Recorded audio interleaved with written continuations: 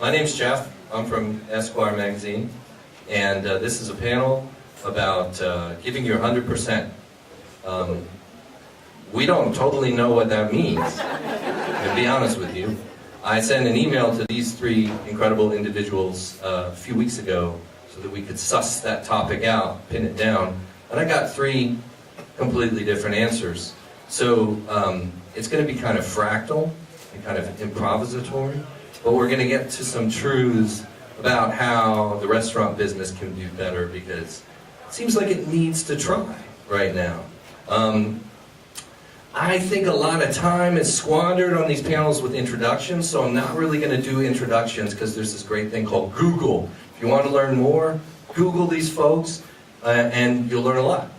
Bobby Stuckey, Frasca, Colorado, Tanya Holland, one of my favorite restaurants in the country, Brown Sugar Kitchen, Oakland, California, Top Chef, Gail Simmons, Top Chef, Food and Wine, so many things. Okay? So, 100%, giving 100%. How did you interpret that, Tanya? What went through your mind? What should we talk about? Why are you asking me first? That's what we should talk about. Well, I mean, initially we had talked about, all the challenges in our industry. We were going to discuss. We were going to solve it all in 45 minutes. Sexism, racism, harassment, all that, right? Pretty much. Work-life balance. I think we can. Okay. Yeah, I mean, 100% means, for me, acting with authenticity and integrity in the industry. That's all I strive to. It's, I just sort of keep plugging along, trying to, cross all the hurdles that keep dropping in front of me and getting to the finish line as best as I can. What are the hurdles? Oh, well, the list is long. Again, we might need more time. Yes.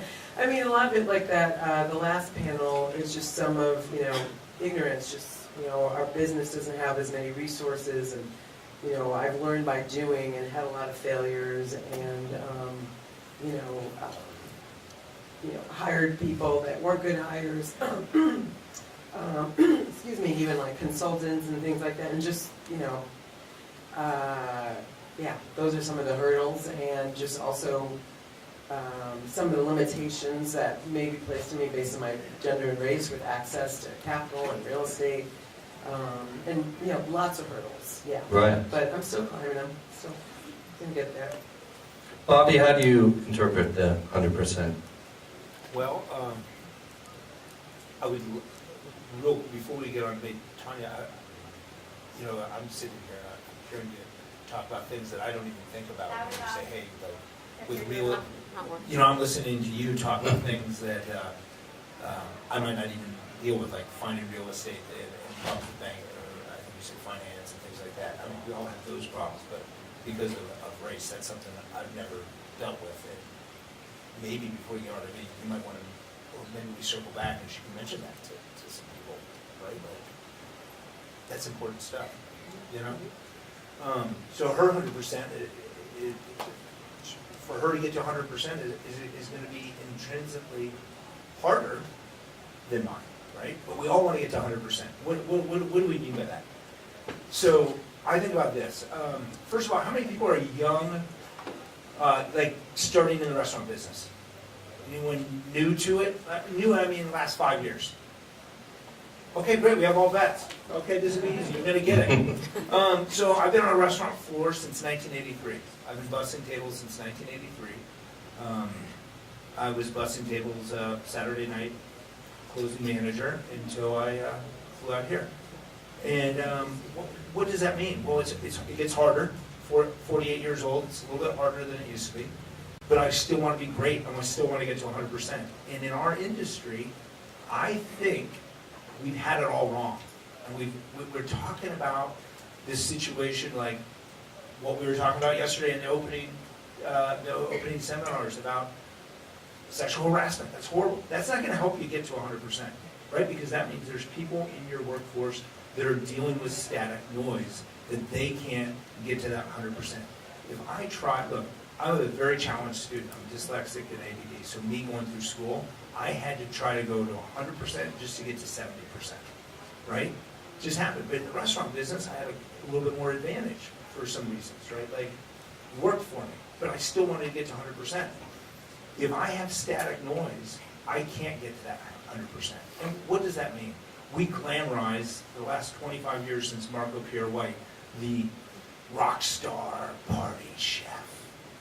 You know what? That's not going to get you 100%, right? Because if you have a 5-day work week, if you're lucky enough to have a 5-day work week, and you want to be great, you're going to have days that are going to be tough. You might have allergies, you might have a cold, you might be tired, you might be worn down. And so it'll be hard to get to 100%. You get to 90%. But then if you show, what we call it CrossFit, if you show up banged up, meaning hungover, because you want to live that rock star chef, you show up banged up, hungover, 2 days a week, and you don't take care of yourself, what's the best you're going to be? About 69%. No one's going to spend $40,000, tell their folks, I want to go to culinary school for $30,000 a year, to say, I want to be a 69%er. But that's how you're starting your week off if you're not taking care of yourself. But we are told in our industry that we got to be the rock star chef. And I'm here to tell you, I'm not a chef, I'm a front of house guy, but you gotta take care of yourself for the long game. If you want to be in this industry for a long, long time, you gotta take care of yourself so you're ready for service, right? To get ready for service, you gotta take care of yourself. So that's my idea of 100%. It's like, how do you set the playing field to get to that 100%? It should be pointed out that Bobby runs marathons and things like that. Everyone needs their balance. Triathlon. Yeah, I don't.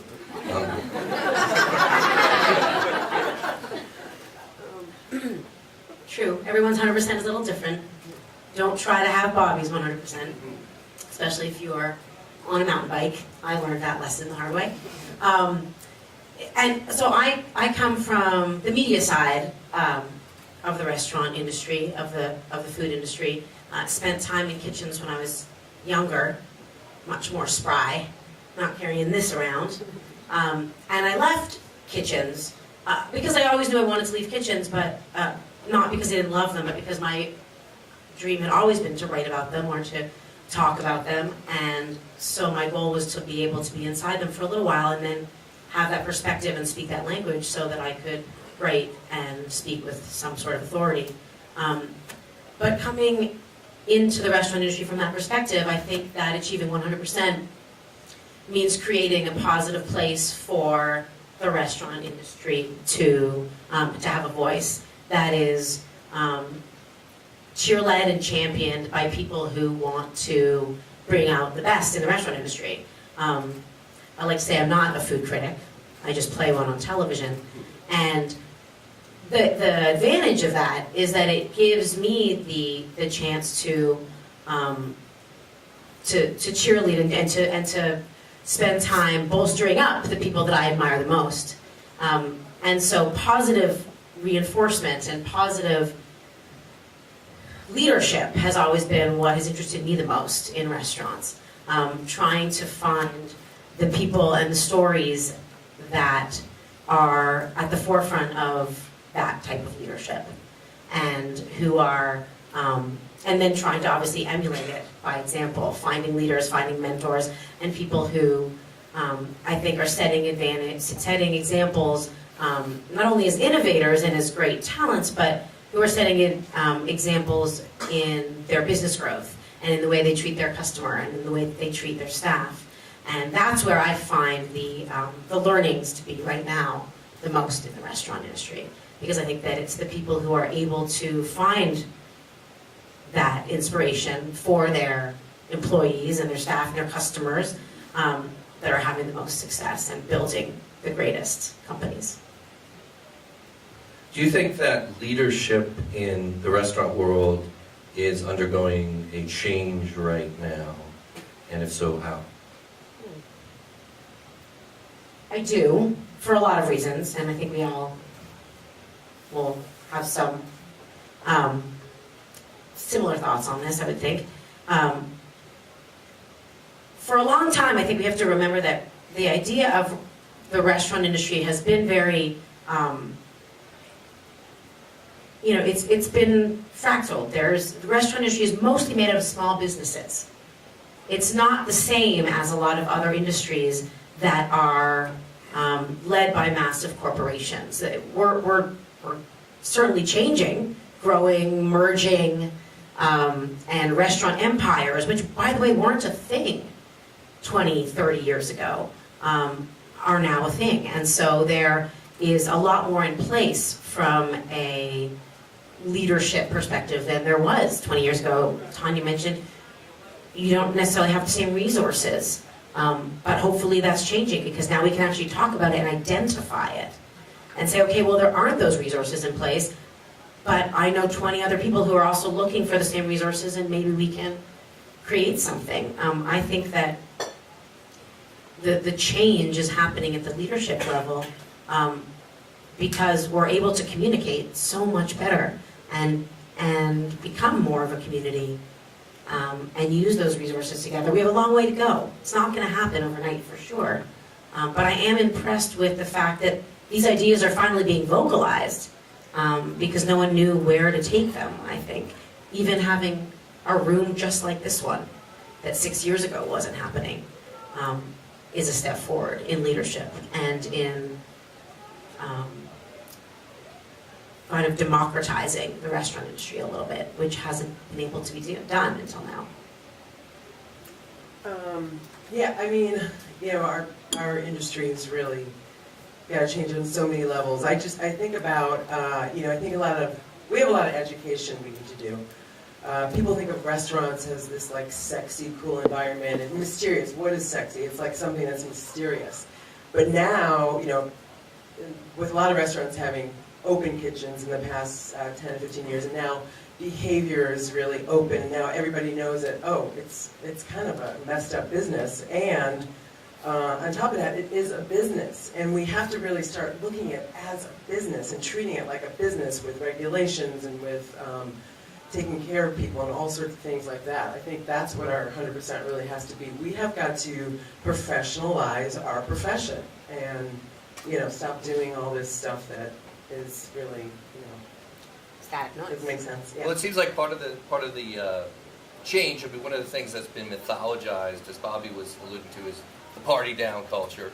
That's fine, I'm loud. You don't really. But and another thing that's been mythologized, obviously, for decades is the despotic chef who's throwing pans at you and screaming, and that level of corrosive discipline was meant to lead to excellence in the kitchen. But a lot of the major chefs are changing in that regard. It seems like they're changing their tune. Do you sense that that's happening? Yeah, everyone. Well, yeah, I mean, you have to. People are definitely not putting up with that behavior, and you know, as John was saying, how he changed with the way he approached in Savannah. I mean, me coming from New York and going to California, I really had to kind of change the way I spoke to people, because I'm very direct. I don't sugarcoat things, but you have to kind of had to adjust out there.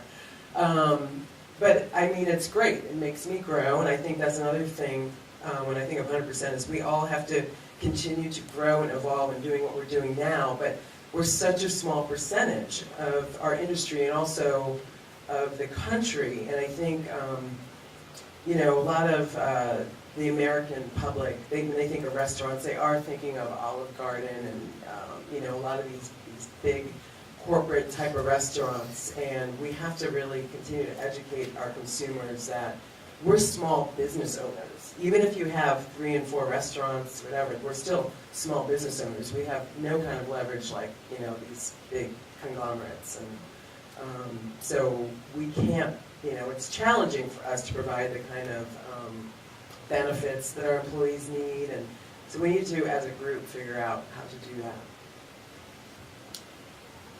I think you, Jeff, you keyed on something like how we, you know, the yelling chef or whatever. Just doesn't matter if you're a chef or you're a front of house manager.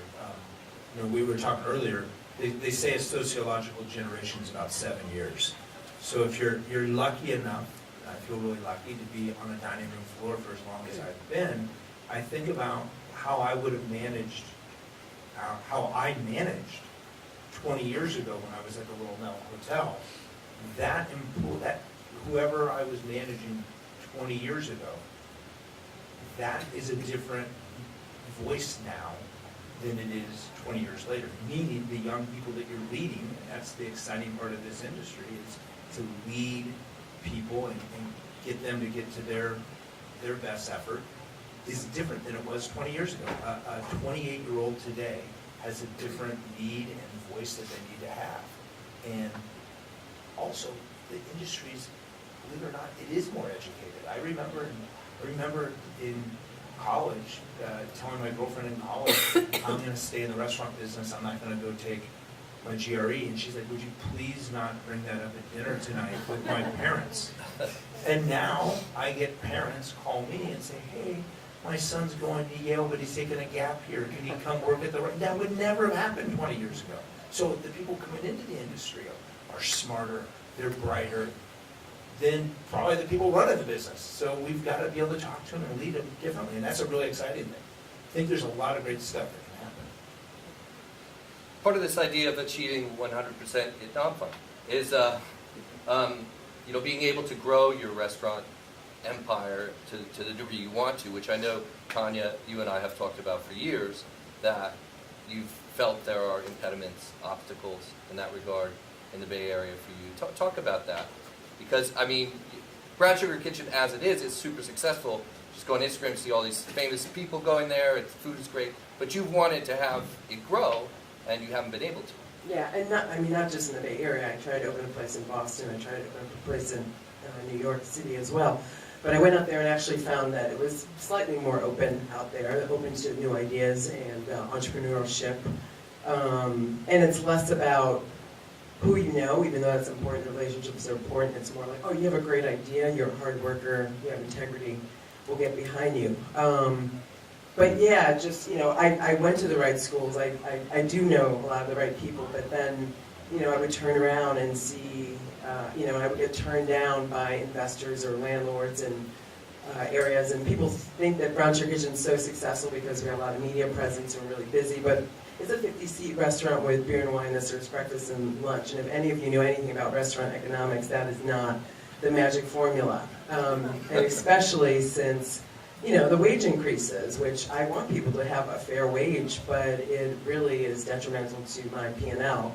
And I can only charge so much for a waffle, especially in the hood, which is not where I really wanted to open, but it's kind of marginalized, and that was the opportunity that I had.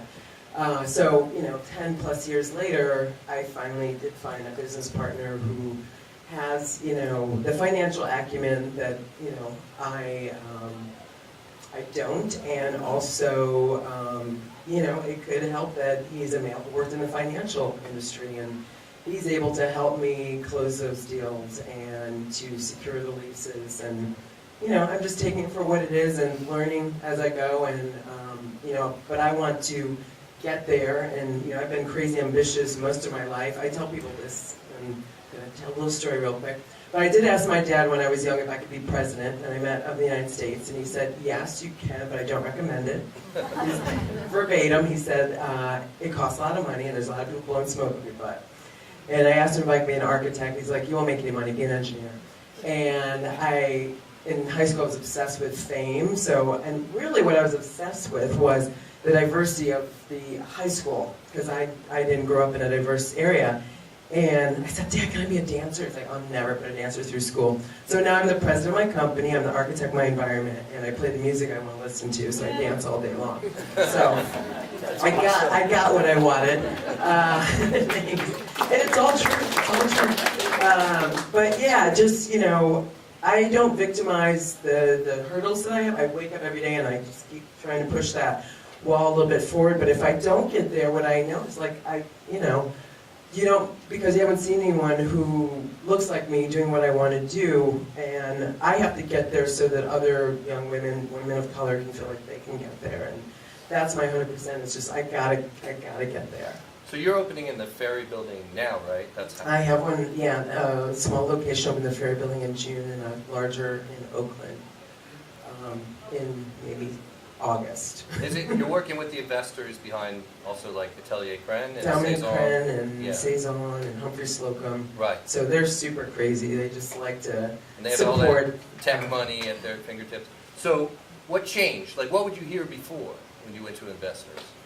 You know, it's almost like I would hear crickets is what I would hear. You know, I always say, like, I would be in a room full of investors.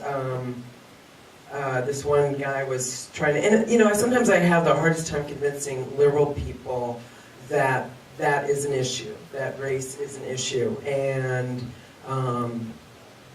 you know, look around and please, like, I just beg everyone to just think about who you interact with on a daily basis and make a concerted effort to diversify your relationships. And you know, I would just like, oh, here's my thing. Oh yeah, send it to me, and then I'd follow up, and they'd kind of disappear. And it was just sort of a passive way of saying no. And then I'd learn that they turned around and invest in, you know, somebody else's, namely a white guy's restaurant with half the credentials that I had. And you know, what can you do then? You just keep moving. Right. Yeah. Gail, in terms of media, you have an incredibly savvy perspective because you're coming from, you know, magazines, TV, cookbooks, the full Monty, really. So what can media do better right now in terms of 100%, in terms of making restaurants better, our understanding of food? What can be improved? You know, I think that there's a lot. Starting in those same conference rooms with thinking about diversity, thinking about, obviously, and diversity in a million different ways. Obviously race and gender, but you know, neighborhood, geography. There's a lot of different factors, I think, that go into the, you know, what is selling right now in the media. And the media's having a hard time, by the way. All media is having a hard time right now. There's not a lot of like champagne popping in the media these days either. And I think that the thing that we think about on Top Chef, for example, is how do you give the best, how do you put your best foot forward and give a true, authentic portrayal of the restaurant world. But at the end of the day, like Tanya was saying, it's a business. And there's a lot of clickbait out there. And there's a lot of proven ways to make money because we all have to make money. Because we have to pay our employees and we have to, you know, put our kids through college. So I think that we're all stuck with a lot of the same problems, whether it's the restaurant industry or the media, facing these similar challenges. How do you grow? How do you be diverse? But how do you also be realistic about making sure that you achieve your bottom line? And how do you do that in a place that only wants to hear one thing? Which I think sometimes is the problem. We're conditioned to only hearing one thing. What do you mean? We're conditioned to hearing, like it doesn't faze me because I've been conditioned to, it sometimes not occur to me that I'm only reading about male white chefs, or because they are the majority. It's sometimes I have to stop myself. Really? Sure, I think we all do. I'm not saying that I appreciate it or that I want that. I just think that we all need to stop ourselves and re-examine from a different angle. Sure. Because otherwise the stories get written and there's lots of stories to write. But we need to dig a little harder. Right. And we need to search a little deeper. And think of different angles and think of different places where our stories can be found.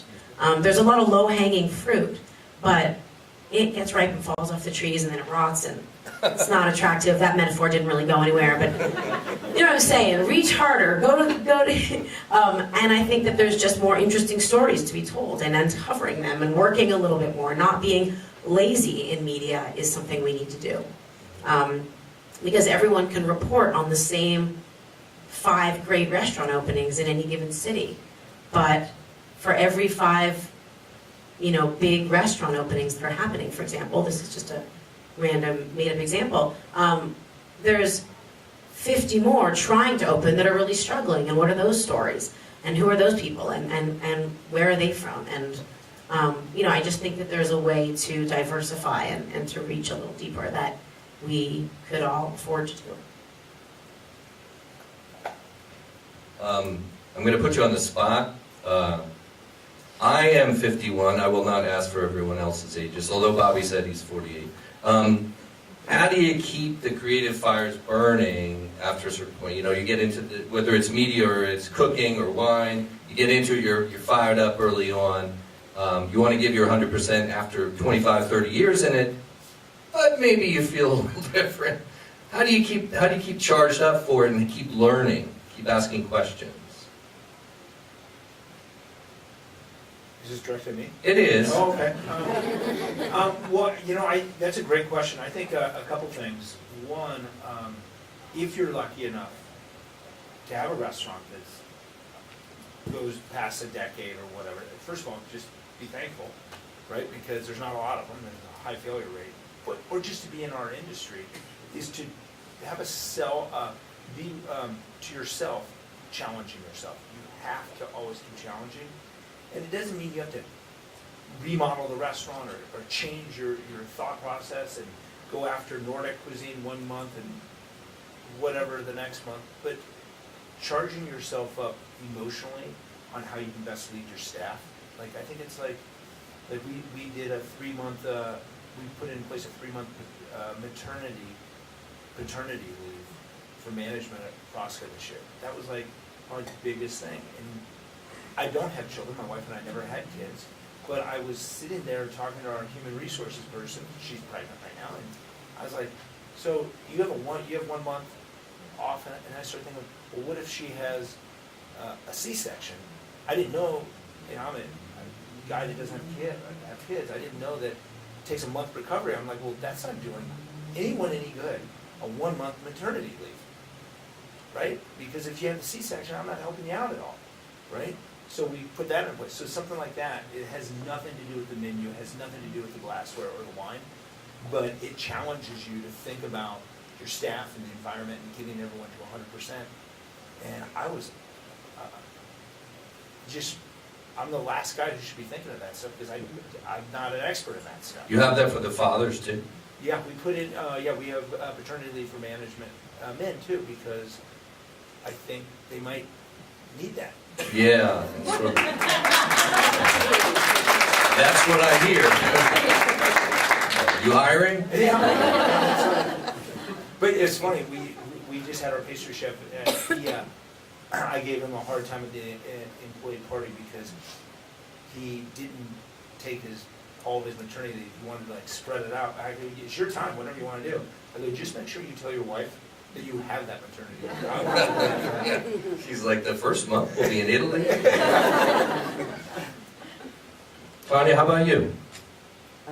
Well, I think there's always room for improvement. I mean, I'm always trying to figure out how I can evolve and how I can bring my employees up with me. You know, I mean, it's just, for me, the biggest challenge has been, you know, finding the resources to do everything that I want to do for them. And for myself, finding the time. But, yeah, I mean, I don't have any examples at this moment. Gail? First, let me say regarding maternity, I'm from Canada, and wow, it's a whole other world up there. I'm not having my baby there. I wish I was, but that's another story. I think what excites me, to get back to that question, or what keeps me going, is that what I loved about going into the restaurant industry when I went in at the age of 18, when I first worked in a kitchen, and then at 21 when I told my parents that I wasn't going to law school and was going to work in the restaurant industry, is the same thing today, in that I love the energy, I love the talent, I love that every single day is different. Even if you're cooking the same thing on the same menu, for me, I feel very lucky that I have a job that allows me to do a different thing every single day, all around working with exciting, brilliant people who invigorate me and sustain and nourish me figuratively and literally, but also that I think the conversations we're able to have now are being had at this moment, and they are long overdue, and that is going to, you know, as much as it is painful and feels daunting, is so much better than we were just yesterday, because we are able to be a little more candid honest, and there's no excuses to sweep things under the rug in the same way as perhaps we were able to do without even knowing it a lot of the time. And I hope that although in the short term that might bring a lot of pain and paralysis even, that on the long term it will become growth and change and deeper appreciation of how hard this industry works, and without losing sight of the purpose of it in the first place, which is to feed and house and care for people, right? That's why we're all here, and that's still what I love about it. Tanya, you decided to do Top Chef recently, so that is a thing that occurred more recently.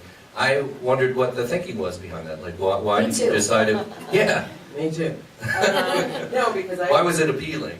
I had been asked, several times over the years, and then I started, the past couple of years doing events with other people who had been on the show and got to know them, and then I got the call again, and I talked to my colleagues, and they're like, well, it's a game changer, it's great exposure, and again, I still wasn't quite finding those opportunities that I wanted, especially when it comes to attracting investors, and it seemed like a lot of the former contestants had really parlayed that into, those monetary opportunities. So great PR opportunity, and I had a couple leases pending. Finally, of course, everything is happening at once, and yeah, it just seemed like the right time to do it. And yeah, it was hard. What was hard about it? No, $1,000,000 I did not question. enjoy it at all. Why? This is what I wanted to know. Yeah, no, I think you know that.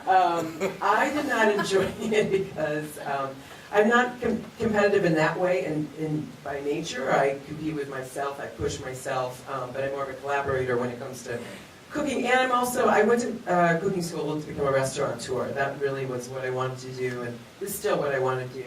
I love creating environment, but I wanted to know the food because the margins are so slim. I wanted to be able to have that educated view around the food and food costing. But I'm glad I did it because I'm not afraid to get out of my comfort zone. I was really out of my comfort zone, and only growth can come out of that. And I definitely feel like, I've grown since that. For sure, like I came back and I had this event to do. It was like, a tasting for 200, and I'd never been to this venue before, and those situations always make me kind of anxious. And I was like, I'm Top Chef, I can do this, I was like, what am I thinking? Like, nothing is worse than that. Those situations that they put us in, nothing is worse than that. No, but it's, it's good. I'm hoping that, I set a good example, and then other people feel like they can do it as well. You did. Thank you. Do we have questions from the crowd? Come on. I have a question. Yes. So, as I've grown in the hospitality industry, I've started to, at first it was, I really think this is the way to do it, we're going to do this, but now I listen to everybody, from my purveyors, to my dishwashers, to my wife, to her father, brother, sister, Gail, Instagram with Bobby, and I really take all that information, and for me to achieve 100%, I've tried to do my best to filter all that information and give that back to my staff in an uplifting way.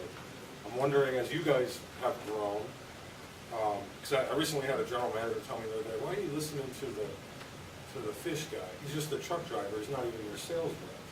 And I said, this guy handles this product every single day. This guy driving the truck. My rep might not, although he's very knowledgeable, but this is the man that sees the color of the skin, he sees the color of their eyes, day in, day out, snow, sun, all of that stuff. So that's really the guy. I want to pick his brain, right? And my general manager just commended me because he's like, wow, I would never think to talk to the truck driver or the guy that's picking up the dirty linen. Do you guys incorporate any of that kind of, mentality into your staff? And not so much your staff, but all the surrounding team that goes into building a restaurant, all your purveyors, all those type of people. Yes, hey, your name? Brooks. Brooks, I'm Bobby. You know, Brooks, first of all, you're dead on, spot on, great stuff. I think there's so many different stimuli that we can get inspiration from. And first of all, our employees are a great inspiration, right? They're younger, they've got all the creative juices going, right? So right there, as you said, your purveyors, the truck drivers. I also try to find inspiration from people outside my culture. Like one of our quotes in our kitchen is actually from an East African marathon runner, and you'd be like, why is that a quote in a kitchen? But it's from a guy named Eliud Kipchoge, and he's like my hero because he's the most humble, greatest human being ever, right? Like has a world record, but he's so humble to everyone. He has a quote like, 100% of me is nothing compared to 1% of the whole team working together. So, you know, I try to find inspiration from all sorts of things outside our little world, because the restaurant world is a little world, and everything we've been talking about is, hey, it's a small world, and how do we get it better, and how do we improve it? How do we get things like human resources and things? All that inspiration is outside of our industry, and that's where we got to find it all the I time. just recently took Tony Bennett, who's the head coach of UVA basketball. He has 5 pillars of success. Wow. Yeah. There you go. I live right off campus, but they're number 1 in the country for their basketball team. So I took his 5 pillars of success, and you know, I just posted those for the front of house staff. And I had some, you know, I'm not in the front of house too much. I am a little bit, but you know, the guys and gals came back. They're like, dude, what's this? This is so great. Yeah, So that's great. I definitely understand. Pull stuff from all sorts of things. Yeah. I would also point out the Gordon Ear on Instagram if you're not following. That's hugely inspiring. That kind of stuff, that Tony Robbins stuff, the self-help, inspirational stuff, like kitchens that I've encountered, there's a lot of cynicism, there's a lot of like, you know, cool, distant kind of behavior. Like, you know, 11 Madison Park, for instance, they have like Miles Davis's portrait, and they have like sort of 11 inspirational statements. You know, it's got that environment, right? But how do you actually get it through to people you work with? You know, without them kind of scoffing at it or dismissing it. You know what I'm saying? Yeah. I mean, you don't seem like a particularly cynical guy, but Well, so let's just be honest. I'm not very smart. I was very challenged growing up academically. ADD, dyslexia, I had it all against me. But I had read something that someone, an Ivy League PhD student, had done a study that negativity actually lowers your ability to access all your IQ. And I'm like, shit, I'm a dummy, man. I'm gonna be positive, right? I'm gonna catch up on everybody. And I swear to God. And so, like, I'm like, fuck that, I'm gonna be sunshine. And so that explains it. And I'm like, I'm gonna be positive because I wanna be smarter. And so we have our tenets at Frosca of what we hire on, and yes, people slip through the interview process that are, and you know, they're the ogre that can take down everybody through their negativity, and it's very hard. That gets in your culture. You got to talk to them and say, and so we have a deal, so there's a guy that dines with us, his name's Tom Check, he won a Nobel Prize, and so, in science. So I figured, if you have the same IQ as Tom Check, I'll let you be a little bit negative. If you don't, you gotta be positive, or I'm gonna talk to you about it, right? And that's then, I'm like, Tom Check comes in, I was like, Tom, what's your IQ? He's like, what? I go, I just need it. he's like, fuck off. Yeah. I don't have to be positive. So I was like, yeah, buy me a glass of wine, I'll tell you my IQ. I'm like, done. But yeah, like, you gotta be positive. You're just wasting so much. You'll never get to 100% if you're cynical and negative. Shit. Now you tell me. I think Let's get a question. Yeah, question. I was just wondering, you touched on it with your employees, it's hard enough to find 100% in yourself. How do you, that's a big challenge for me right now, is finding ways to get your staff to become 100%.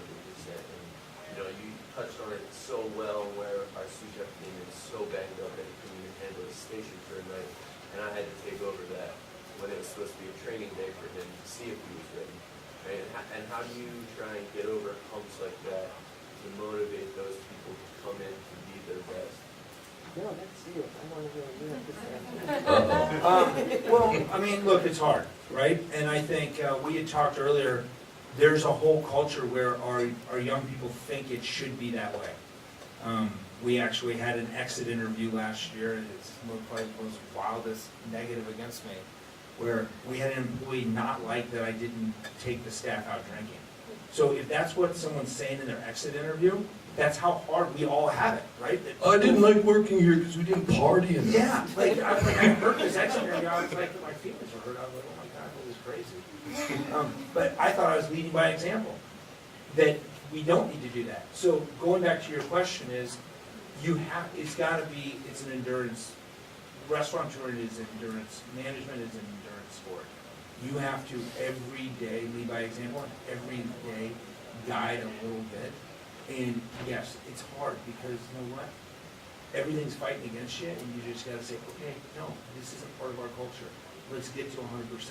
Look, you've wasted a whole day. So if you break it down, there's no way that guy can have a great week, or guy or girl, whoever it was, can have a great week.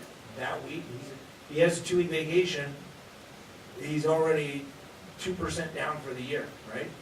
For that week. You know, it's just like you gotta every day say, hey, and look, it slips by all the time.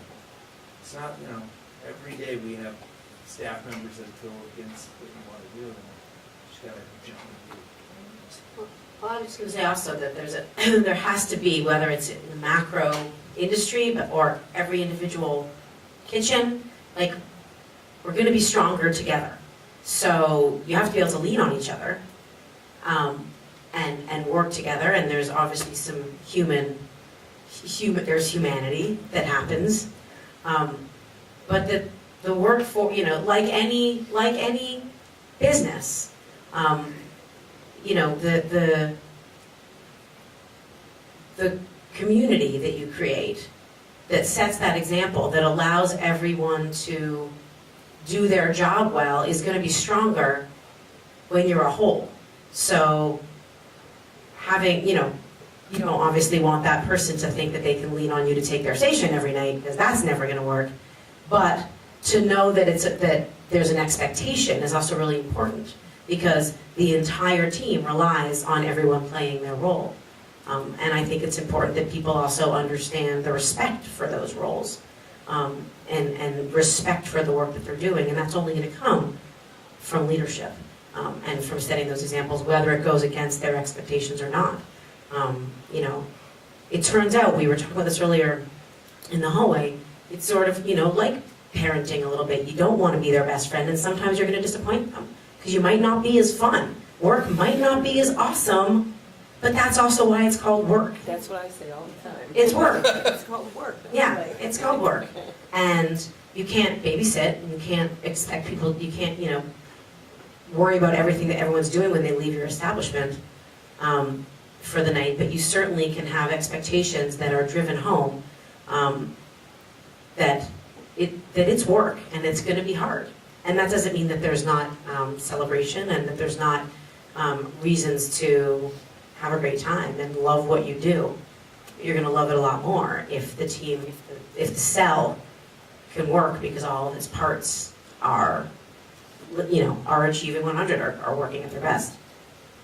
I was thinking the media maybe can play a role and start profiling restaurant teams instead of just chefs. And then I had this idea, maybe instead of Top Chef, it's like Family Feud, like top restaurant against top restaurant. We've talked I about think that. that's a We talked great about it. show idea. Well, we did it once. Okay. We did Bravo did it once. You It just- needs to be redone. Gave a clue that we're probably close to the same age. Oh, Because then Family Feud. we are. Okay. The young kids are like, Family Feud? I think that's a brilliant idea, in part because, you know, as we know from the media standpoint, there's this delusional coverage of chefs in a way where it becomes all singular upon, you know, the focus on just him or her that supposedly runs the kitchen. But of course, it's a group. Yeah. One last question. We have like 3 minutes. Yes. So the restaurant business is crazy involvement. You guys are committed. I'm sure you spend more than 3 hours a day. Given the fact that not just your business, but every business is changing more rapidly than ever before, how do you keep balance in your life and not just have it be 100% work? Well, don't look at me. Just have to squeeze that in whenever you can, you know. I try to, for myself, like, I get nourished off of being around colleagues, you know, because at my business, I don't really have any peers that I hang out with. Everybody works for me. So I just make an effort to, you know, get to conferences and events like this, and just push myself out the door to do like a workout. I put on my clothes, I'm just like, just get out the door. You know, just try to find balance. And a lot of time at spas. How often do you run, Bob? Did you run while you're here? Yeah, I ran 10 miles this morning. What?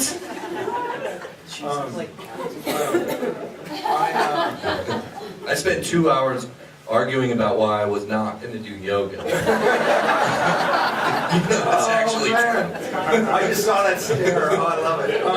But I think I first. can't find it on the map. But I mean, I think the first thing is not to keep score.